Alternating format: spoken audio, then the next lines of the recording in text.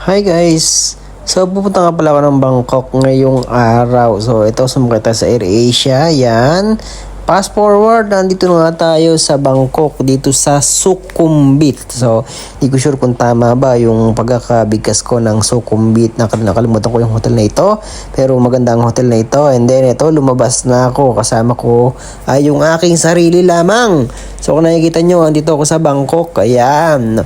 So, andito ako ngayon sa hindi ko rin alam kung ano tawag diyan, pero napakatindi nung Bangkok. Parang nasa Manila lang din ako. Ayan, kung nakikita nyo, napakaraming mga dumadaan. Napakarami din tao dito. So, ayan, kung nakikita nyo, ito yung aking view nung ako ay naglalakad diyan sa Bangkok, no? So, yeah, kung nakikita nyo naman, ito naman yung aking hotel na pinuntahan. So, pasensya na kahit hindi ako marunong mag-vlog. So, ganyan-ganyan lang. And then, ito naman yung sa palagay ko, 6th floor ito. So, kung makikita nyo, ito yung mga building na makikita dito sa 6th floor ng aming events na ginagawan. So, nagkape nga muna ako. So, napakatindi ng kape rito. Yan, kumuha ako ng cappuccino. Yan. So, ito yung aming event na K-Smart City. So, yan, no? Nakikita nyo, umatenda ko dyan. Yan, K-Smart City and Service Tech Day. So, yan, kung nakikita nyo, yan yung moderator namin. So, medyo hindi ko naiintindihan kasi ang salita nila ay Thai.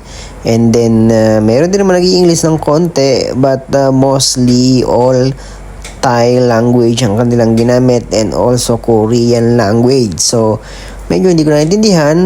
So, ang ginawa ko na lang ay pinasa ko na lang yung kanilang mga PowerPoint. So, kung nakikita nyo, yan, pinopokus ko si ate na nagsasalita siya ang aming moderator. So, fast forward, after ng aming events ay nagpunta kami, naya ako ng aking kasamahan si George papunta sa Icon Siam. So, first time ko kasi magpunta rito sa Bangkok na lumabas. Dati layover lang kami. Pero ngayon ay magta-try kami. So, hindi ko alam na pwede pala mag-boat dito papunta sa Icon Siam. Actually, hindi ko alam yung Icon Siam na yan. So, yan, no? First time ko sumakay dito sa boat na yan. Although, dun sa aming probinsya ay may mga boat na maliliit lang naman. Pero dito, pakatindi yan, no? Icon Siam. So, Icon Siam may isa sa pinakamatinding mall, isa sa pinakamalaking mall dito sa Bangkok. So, ayan, no? Ang sarap ng feeling na, ayan, no? Yung magbebehe ka sa river na yan. Yung nga parang river na yan ay medyo malaki-laki at napakarami na dumadaan dyan.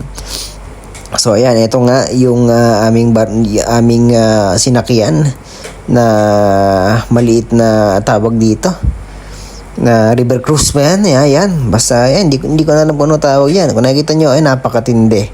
Napakaganda ng view namin dito sa aming sinakyan na boat papunta sa Icon Siam. Yan. So, di ko lang kung tama ba yung aking pagkakabangkes, Icon Siam o Icon Siam o basta kayo na bahala. So, nagpunta nga kami dyan at inilibot ako nung aking kasamahan sa trabaho dahil kung ako lang naman, malay ko ba dyan? Maglalakad-lakad lang naman ako dyan sa malapit sa aming hotel. Pero sabi niya, itutur niya ako doon. So, ayan. Ito na ang Icon Siam. Yan. Kung nakikita niyo, napakatindi ng mall na yan, shopping mall na yan. Kaya lang, syempre, medyo mahal. Hindi pala medyo. Mahal yung paninda. So, ayan, no. Kung nakita nyo nga, nag-video ako dyan, pinakita ko. Ayan. So, makikita nyo, napakatindi. Entrance pa lang yan, ha. Yan yung Icon Siam. So, papasok kami. Ito naman, di ko alam, nakalimutan ko, parang 8th floor ata ito ng Icon Siam, yung merong fountain na yan na lumalabas sa kisame. So, yan, napakatindi din yan, napakaganda niya, no? So, iconic daw yan, sabi nung aking kasamahan na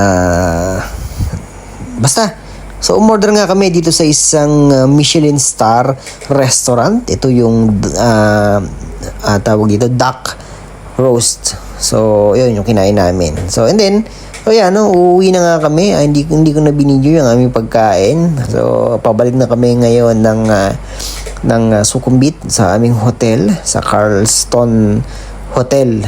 Yan, kung tama pagkakabanggit ko. So, kung nakikita nyo, ayan, pasakay na kami dyan. Maghahanap kami ng pwedeng maupuan.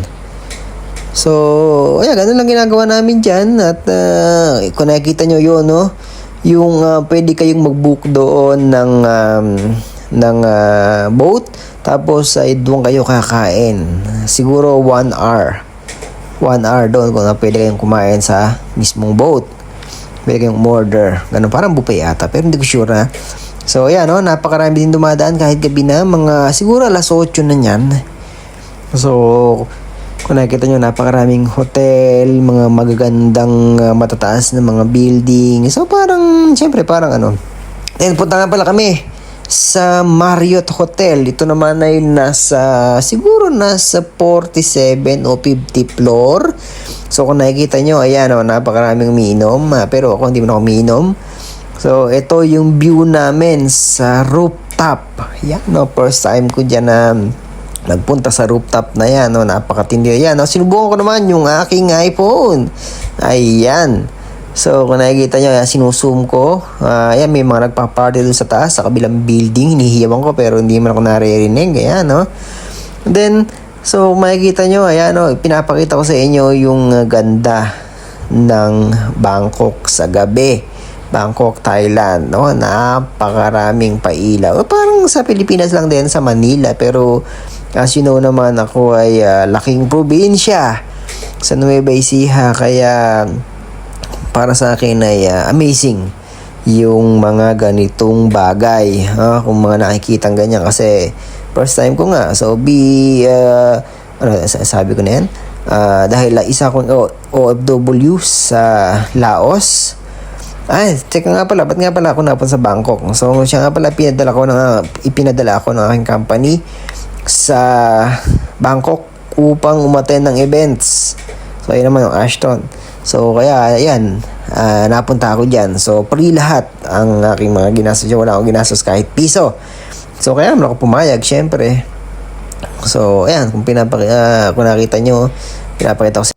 So, ayan, next naman ay nagpunta ako sa M-Sphere, yan, bago ko umuwi ng Laos. So, Laos, no? So, kung nakikita nyo, ayan, no? Medyo. Hindi, na-amaze pala ako, syempre, kasi napakaganda pala ng mga mall nila rito at napakadaming tao, napakaraming pwedeng bilhin. Ang problema ay dahil limited lang yung oras ko dahil malapit na yung aking flight, 3 hours na lang, hindi siguro 3 hours, mga 4 hours na lang bago ng aking flight. So, nagpunta lang muna ako dito mga 30 minutes para bumili ng kape, siguro. Kaya yan, binidyohan ko lang muna dahil nagmamadali ako, wala akong masyadong time at ako lang mag-isa dyan. Dahil yung isang kasamahan ay mayroong meeting. So, sabi ko, hindi muna ako attend. Kaya yan, nag-check muna ako dyan. So, masyadong limited yung time ko, hindi rin ako kakain dyan. Kaya yun.